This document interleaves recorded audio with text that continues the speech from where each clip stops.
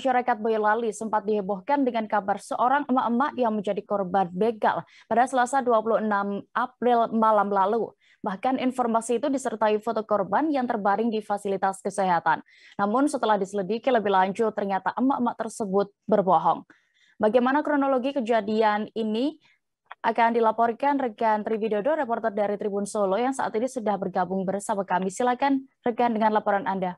Ya, dan itu dapat saya laporkan dari Boyolali, di mana ada seorang emak-emak yang berinisial M yang merupakan dagang sayur di pasar sekolah atau menceritakan bahwa dia menjadi korban begal pada kejadian itu, terus kemudian diselidiki oleh aparat dari Polsek Sekoko untuk mengetahui siapa pelaku dari pembegalan di emak-emak berinisial M yang merupakan warga desa Meliwis, Kecamatan Sekoko tersebut. Di mana emak-emak berinisial M ini awalnya mengaku dibegal dan menceritakan kejadian tersebut kepada sejumlah warga yang sedang melintas di jalan Sekoko alternatif menuju Ampel.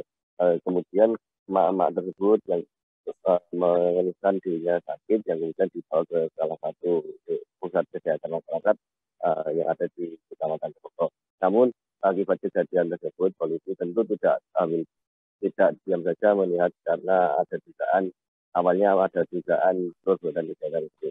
Namun setelah dilakukan penyelidikan, polisi tidak menemukan satupun alat bukti ataupun bukti petunjuk yang mengarah terhadap terjadinya tindak kriminal yang menimpa ibu-ibu berinisial M ini.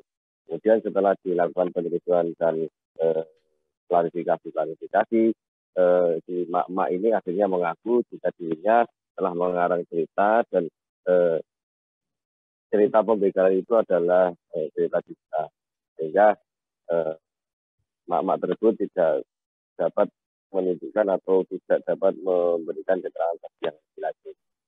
Namun demikian, polisi saat ini masih berkoordinasi dengan Polres Boyolali terkait langkah hukum yang akan dilakukan terhadap emak-emak ini, karena mengingat akibat perbuatannya atau akibat cerita khayalannya ini telah membuat gaduh warga di Kecamatan Sekoko, khususnya dari Boyolali pada umumnya. Begitu ya, terima kasih. Baik, terima kasih rekan Triwidodo untuk laporan Anda. Selamat kembali bertugas. Terima kasih sudah nonton. Jangan lupa like, subscribe, dan share ya.